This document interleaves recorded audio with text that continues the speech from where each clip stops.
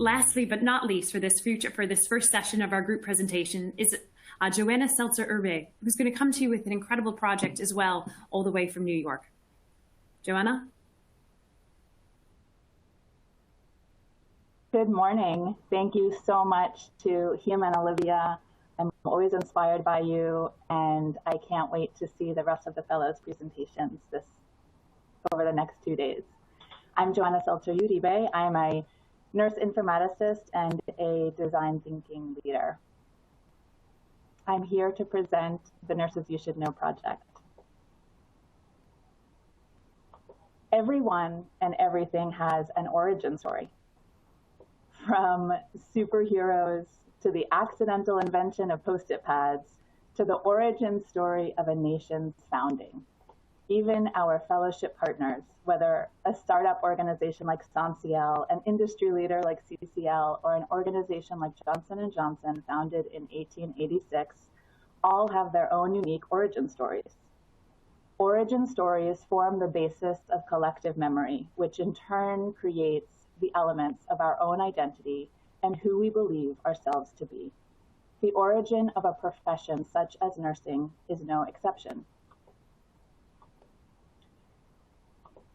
For the last 160 years, nursing's origin story has been limited in scope to the contributions of the Victorian era.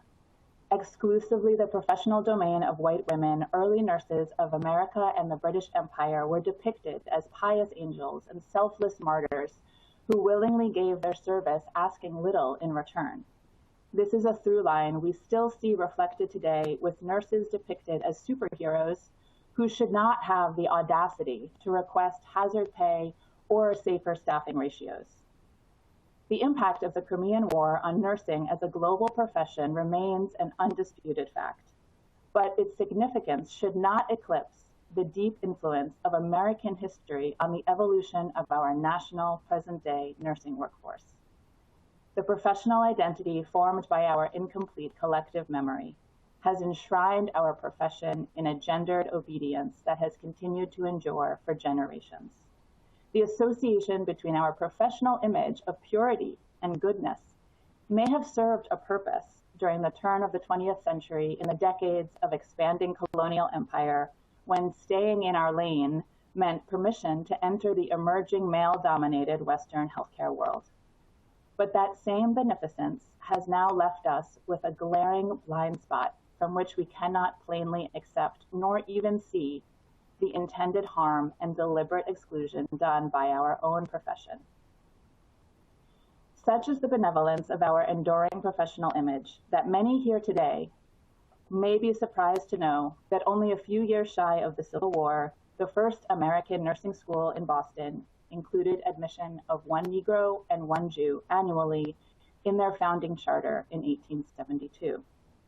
By 1899, there were a total of 6 Black graduates. Fast forward to 50 years later, and white nurses in New York City who were protesting for women's right to vote in the 1920s relegated Black nurses to march behind them. From 1928 to 1960, before there was a cure for tuberculosis, around 300 Black nurses, dubbed the Black Angels, came from across the country to serve white and Black tuberculosis patients in the country's largest TB sanatorium on Staten Island after white nurses refused. It was at this facility that isoniazid was found as the cure for TB in 1951. Yet when the ANA came out to support Civil Rights Act of 1963, white nurses wrote letters to the editor of the Journal of American Nursing in protest, stating either you are grossly ignorant or it is your purpose to mislead your readers into thinking this bill is in the best interest of Americans. I have a career spanning 15 years and 2 degrees in nursing, and none of the information I've just shared with you was ever part of my education, because the history of our profession has been omitted nationally from curricula since World War II. The 2021 National Commission on Racism in Nursing is the first time in our professional history that our collective organizations have joined forces to address what they describe as the continuous underrepresentation of nurses of color within the profession. Initial publications from the Commission report that 7 of 10 Black nurses report a lot of racism in nursing, compared with 3 of 10 white nurses. In qualitative findings, nurses of color report feeling silenced and invisible in their own profession. The problem we set out to address with this fellowship project was, what if our professional origin story represented all of us? The Nurses You Should Know project is an online micro-learning platform designed to intentionally center the contributions of nurses of color and expand our nursing narrative. In the midst of the dual pandemics of COVID and exacerbated levels of nursing burnout, we did not expect nurses or nurse educators to dust off history books and relearn our entire professional history while simply trying to survive. So our project meets nurses right where they are, posting across social media on Facebook, Twitter, Instagram, and LinkedIn, with brief profiles of past and present day nurses to collectively reframe who we think of when we think about nursing icons. The stories we have profiled so far have spanned oceans, continents, empires, colonies, and generations. We've profiled the contributions of past and present day Puerto Rican and New Yorker nurses, Filipino nurse leaders, the foundational contributions of Black American midwives. We've profiled Native American nurse pioneers who advocated for the first hospitals to be built on reservations in the early 1900s, and detailed the traditional Mexican healing practices of curanderismo, which encompasses community-centered, holistic care practiced for generations before there was Western-based holistic nursing.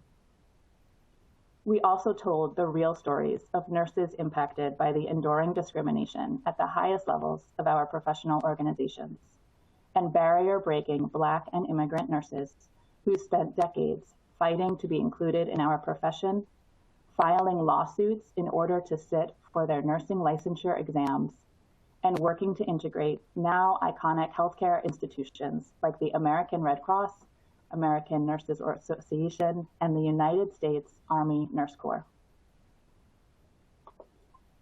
The reaction to our project has surpassed our expectations. One story specifically reframed what we thought we knew about our history. Thanks to our collaboration with the Latino Nurses Network and research by Dr. Olga Harin Montaner of Rutgers University, we learned that the first known nursing textbook predates the Victorian era by almost 200 years. The text, whose title translates to Training Nurses and a Method for Applying Remedies to All Forms of Illness, was originally published at Madrid General Hospital in 1617 and was written in Spanish by male members of a Catholic brotherhood to adequately train the hospital's nursing staff. The text had 5 editions over the course of a century, traveled with conquistadors to the New World, and was peer-reviewed by leading doctors, the Spanish monarchy, and the church. Most meaningfully, we've also seen our content leveraged by nurse educators and directly integrated into nursing course curriculum, which shows that we are providing content that is hard to find or not published from traditional nursing publishers. What the stories revealed in our project has taught us is that for centuries, our nursing narrative has not been told completely. Our limited Victorian era narrative has held us back and codified antiquated values of womanhood, whiteness, and subservience that simply have as much place in our 21st century nursing practice as the use of leeches, bloodletting, and diagnosing women with hysteria. It is past time for the origin stories that inform our professional identity to be inclusive of the diversity that is actually at the very heart of our practice. The expanded, representative, and inclusive narrative we've shared in our project shows how our profession has been improved by challenging the status quo of our own profession. And even if until now generations of nurses did not know the names of the nurses who helped us get here, we must ensure that future generations do not forget their names going forward.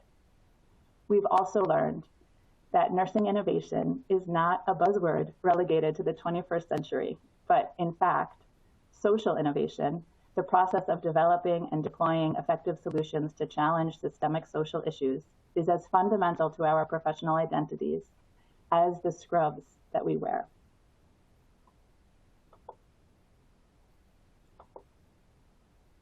Going forward, I look forward to collaborating with my partner in crime, soon to be doctor and nurse historian, PhD candidate at the University of Pennsylvania, Raven Aponte. We are going to continue this project past the fellowship. And I'd like to leave you with a couple of parting words as we look forward to what this project can really achieve for our profession. Anu Gupta is a scientist and a DEI educator whose Breaking Bias in Healthcare course is listed as a resource on every story that we post in our series. And when he joined us as one of our first partners, he said this to me. To accurately diagnose your ailment, one of the first things your provider does is ask about your history, not just the history of your current ailment, but your parents, your grandparents, and family's medical and psychological histories. 2 decades into the 21st century, nursing has a significant diversity problem. And like a good provider, we need the context of our accurate professional family history in order to make the right diagnosis and devise the right treatment plan. For generations, we have been looking away from our history because on closer look, the facts do not align with our beneficent professional image. This sense of invisibility felt by nurses of color is reflected in the invisibility of their own contributions in nursing's origin story, which has real-world, present-day consequences for our entire workforce. The Nurses You Should Know project serves as a nursing narrative course correction because we do not want future generations of nurses or educators to make it through multiple nursing degrees and decades of a career to realize they knew an incomplete story about their own profession's history. We know that to achieve health equity, we need an inclusive and diverse nursing workforce that reflects the diversity of America's population. If there is anything we've learned from the global pandemic, a homogeneous nursing workforce and leadership simply cannot solve our nation's health disparities and has been shown to exacerbate existing healthcare outcome disparities. To close our time together this morning, I'd like to share with you that I am a third-generation Jewish American, and due to assimilation, I know a total of 2 Yiddish words. But one of those words that my grandparents repeated to me was chutzpah. This term roughly translates to being fearless, having nerve, temerity, supreme self-confidence, and generally being audacious. I hope the long-term impact of this fellowship project is for us to gain the collective chutzpah to face our real history so we can at last move our profession into a more equitable future to deliver the healthcare that our nation deserves. Thank you. Joanna, absolutely brilliant. And you know, the questions and the applause coming in at you are just resounding even across this message. And there's 2 primary themes that are coming. 1, is there a book coming out? And 2, how are you working with, if at all, AACN to help make broader nurse educator community aware? And that was from Linda.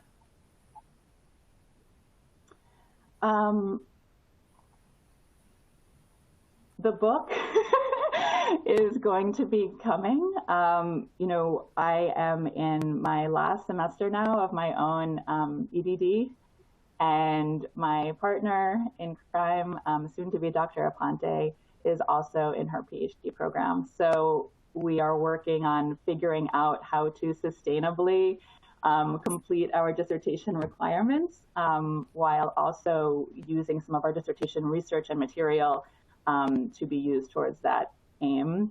As soon as I have more concrete information than that, I will happily share it with the nursing community. I have personally found nursing history textbooks written as late as 2010 that have glaring omissions, and the need for an accurate textbook is urgent. To your second question, we are happy to work with anyone and anybody that would like to help us advance this and help us, whether it's with creating online modules for educators, helping edit the soon to come book. Anyone and anyone, if anyone wants to participate in our year 2 social media campaign, join in. I will put information about the project, links and how to contact us in the chat.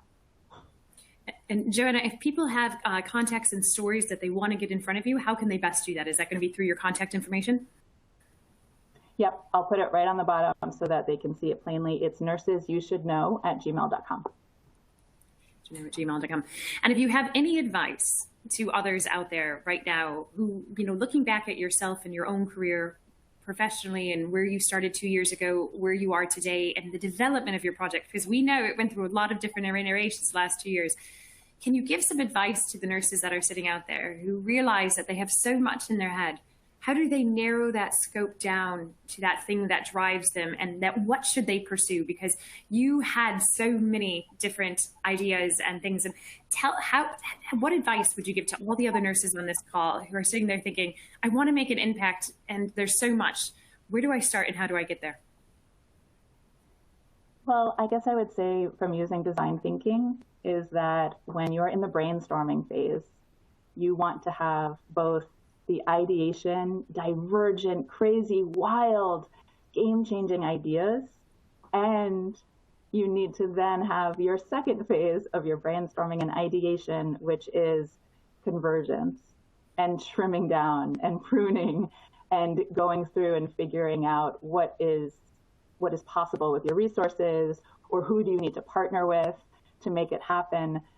So when you're in that ideation phase, you don't need to you can spend your time with all of your divergent wild ideas, but don't forget your convergent phase of also coming back and trimming down and making something that is sustainable and scalable. I love that. And Shauna Butler was so inspired, said, this needs to be the next call of the Midwife series. Your thoughts on this? Absolutely. Feel free to reach out to us. We are open.